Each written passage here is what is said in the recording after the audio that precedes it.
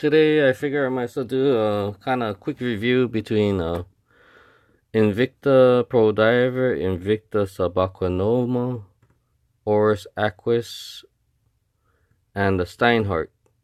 The only reason why I'm doing this today because before I give this to my other half's father, might as well try to do a review about it and everything else.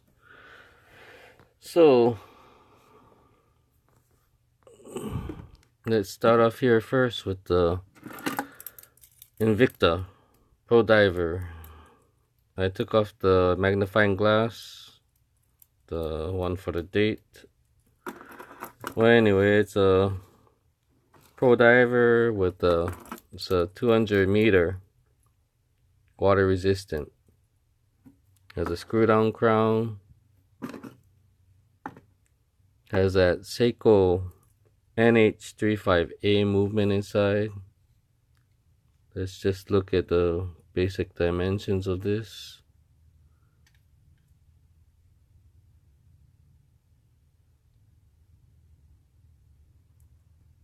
Basically a 40 millimeter with the crown. 43.8. How tall it is.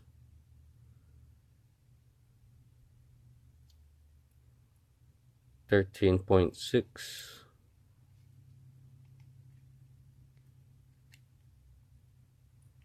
Lug to lug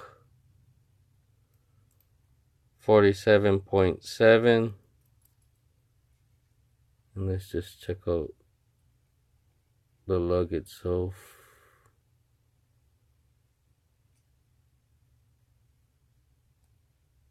Basically a 20 millimeter.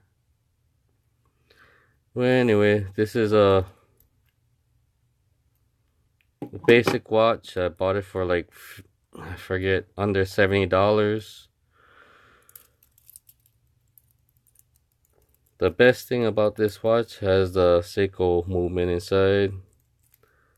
For me, I'm not very fond of these stamp type of clasp, nor the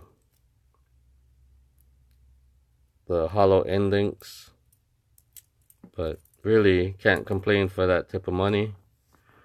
It's a nice looking watch if you ask me, but it looks too much of a knockoff. That's why I took off that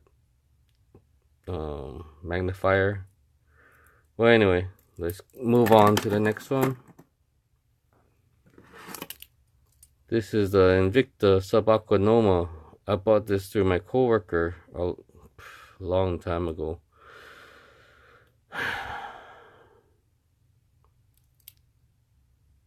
So anyway, this is a 500 meter water resistance. Has a ETA 2824 movement inside. As you can see, as a date. Let's just check out the dimensions of fast one. This is a beefy watch. For me, I didn't mind wearing this. I still don't mind wearing it, but right now I have it for sale on eBay. No takers for a long time, but it is what it is. I'm not gonna go down on the price. So the diameter is almost a 50 and a half. Let's go try this one more time, because I remember it was only a 50 millimeter. I think so. It's the extra thing on the bezel that was getting in my way. So let's go check out with the crown guard. Woohoo! 57. Let's go lug to lug.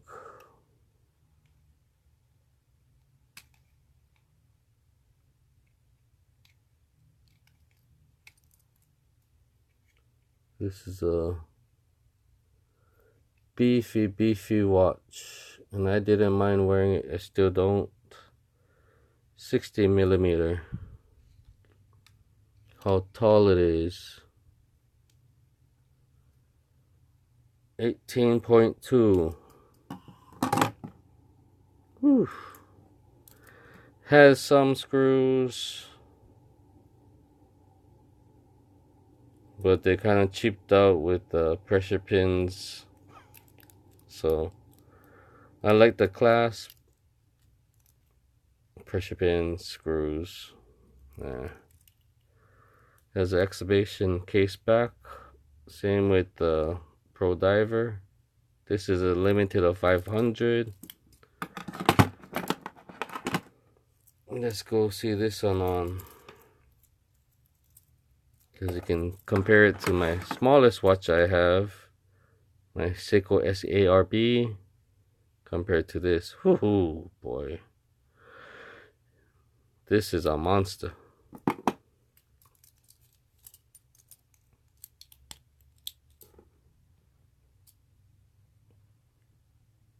For me, I still don't mind wearing it, to be honest, because lug to lug, my wrist is still a little bit larger than that, so I don't mind wearing it, because it doesn't really overhang my wrist. So I never did measure my wrist, so I don't know exactly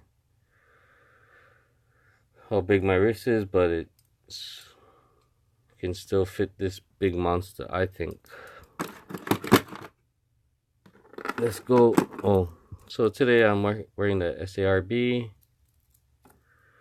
Why am I wearing this? Because I'm about to go work. So anyway, let's go look at this Oris.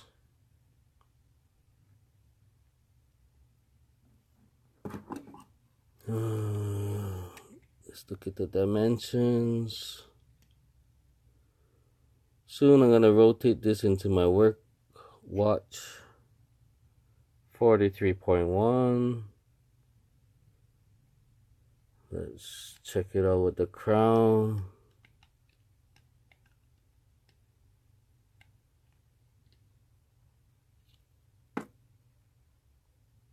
Almost 47, lug to lug. Oops, I moved it. If I'm not mistaken, it's a 50 millimeter. 50 and a half. How tall it is? Just under 13. This is a high-end, affordable high-end watch. That's the way my feeling is. This is a 300 meter water resistance. Has a Sellita SW 200-1 movement inside. Date window on the bottom. How smooth the seconds hand is running. Screwed on crown. The other two I didn't really want to play with, because yeah, how it unscrews and screws back in isn't the best feature it has. All the way out, it hacks, and you can change the time, more and more in. Oops, did I push it too far? One more in is the date. Before you lock it in, you can charge it up by manual hand winding, and then just give it a little push. It sucks it right in there and just tighten it down. 300 meter water resistance. I thought this bad boy over here was a deep, can go deep, but actually it is old, so that's respectable for how old it is. It's, I don't know how old it is, but 500 meters at that time was respectable, I think. But anyway, this is 300. It's a lot smaller,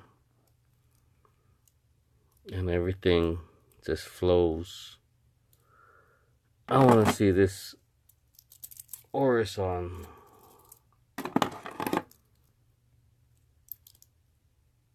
Okay.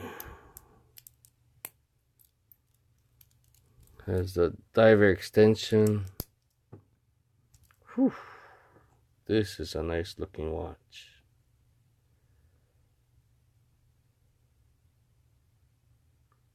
I'm very thankful for whoever sold me this watch because, yeah,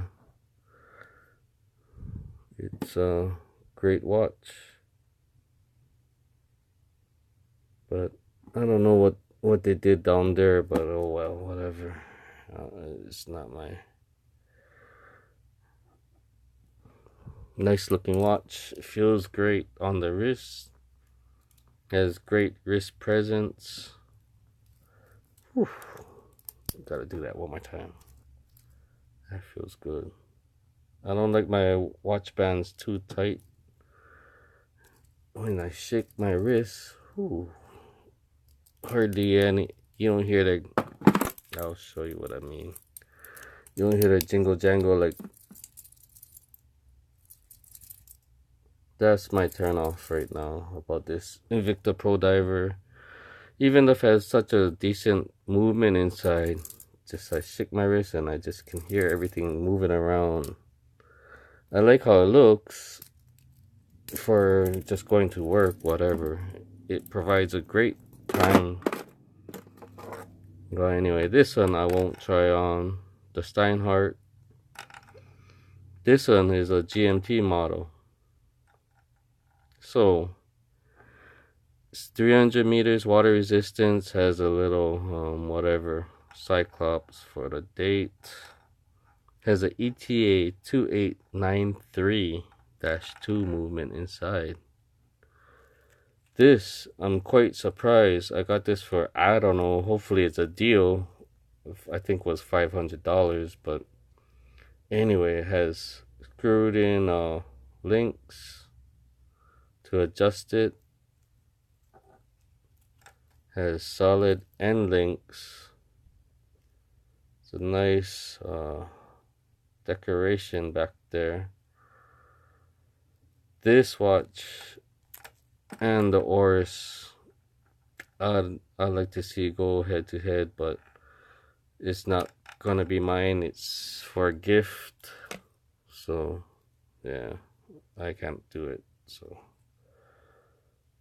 that's why everything is still on. It has all the plastic even on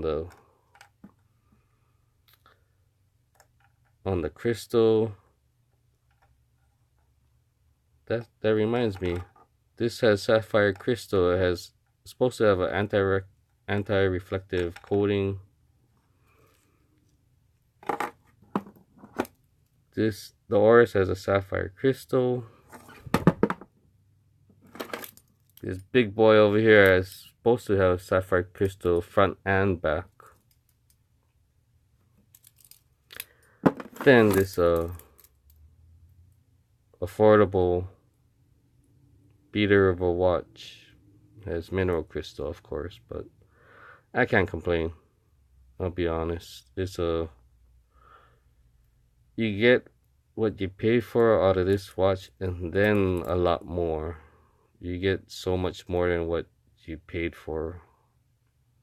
But anyway, it is what it is. It's just for work. It's great. It does its job. But anyway, today I feel like wearing my SARB.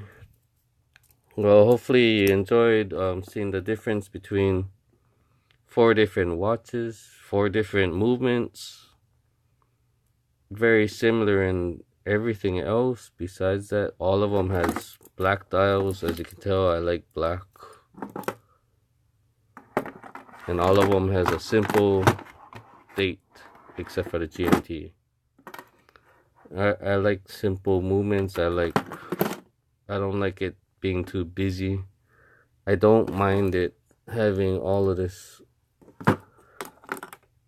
If this was my watch, I wouldn't mind all that lettering all over the dial, because it's not making the dial as busy as seeing a chronograph or anything else. But I like a plain simple dial, easy to read, and easy to tell time without no extra distractions about telling the time. But anyway, hopefully you guys like this. Thank you.